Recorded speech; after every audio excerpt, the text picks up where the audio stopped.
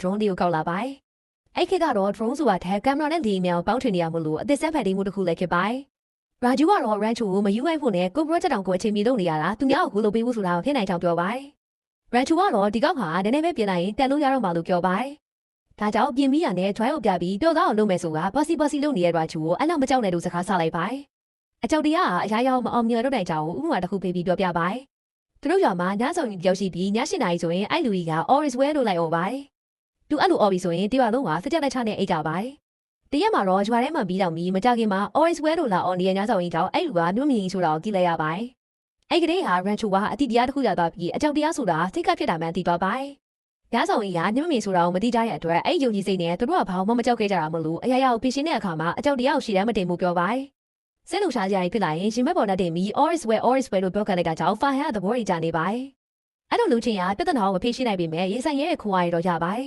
။အဲ့ချင်းအစားပြီး Rancho fire နဲ့ Raju တို့ကအချက်ဆုံးတငယ်ချင်းတွေဖြစ်သွားကြပါတယ်။နောက်ဆုံးမှာတော့ Rancho က drone အပြီးတက်လိုက်နိုင်ပြီး drive လို့ဘွဲအခန်းစီကိုပြန်ပြီးပြပါတယ်။ဒါမဲ့သူတို့ချသွားခဲ့ပြီးငါအရှုံးပေးလိုက်ပြီဆိုတဲ့စာရနဲ့ drive လို့ဘကိုမြင်လိုက်ရပါတယ်။ drive ရဲ့အဖေလည်းခေါင်းလာတဲ့တော်တွေကနေသူသားလေးဘွဲယူဖို့အတွက်မဟုတ်ပဲအတုပချပေးဖို့ရလာခဲ့ရပါတယ်။ယူကျုံမရမှုကျွေးနေတဲ့ဖခင်ကိုကြည့်ပြီး Rancho က direct ကိုစကားသားပြောပါတယ်။ဆရာဝန်တွေရောရဲတွေရောကလေဘေးအဖေအားကြောင့်တေချောင်းကျန်တယ်လို့ကောက်ချက်ချကြောင်းပြောပါတယ်။ဒါမဲ့ကျွန်တော်တို့အင်ဂျင်နီယာတွေဒါစစ်ပြီးဟောက်တိုင်းတာတဲ့စက်ကိုတီထွင်နိုင်ရင်ရှင်ထဲကဖီအားလေဘေးအဖေထက်နားတာကိုတိရလာမှာပဲနော်။ဒါအသက်ခံရတာပဲဗျလို့ပြောလိုက်ပါတယ်။ virus ရဲ့တောက်မရောက်တာနဲ့အိုက်ကိစ္စတော့ Rancho ကိုခေါ်ပြောပါတယ်။ Rancho ကလည်းအိန္ဒိယရဲ့ Rama နဲ့ပညာရေးစနစ်နဲ့ဖီအားရဲ့ကြောင့်တင်ရရဲ့ကြောင့်သားတွေအကြောင်းပြောပြပါတယ်။ပညာတတ်အောင်မတင်ပဲဖီအားရဲ့တက်ခိုင်းနေတာတင်ကြမှုအမှန်မဟုတ်ဘူးဆိုလို့ virus က Rancho ကိုလက်ဆွဲပြီးစာသင်ခန်းတွေကိုခေါ်သွားပါတယ်။မင်းအဲ့လိုတုံနေရင်ငါ့ကိုစာသင်ပေးတဲ့ဆိုပြီးခုမှဝင်ထိုင်လိုက်ပါတယ်။ကျောင်းသားတွေလည်း Rancho ပြဿနာရှာတယ်မီဆိုတော့တီလို့တိုးတိုးမလုပ်ကြပေမဲ့ Rancho ကတော့ရှေ့ရစာကိုကောက်ခံလိုက်ပြီးကြောက်တဲ့ပုံမှန်စာတောင်းနဲ့ကြောင်းရေးလိုက်ပါတယ်။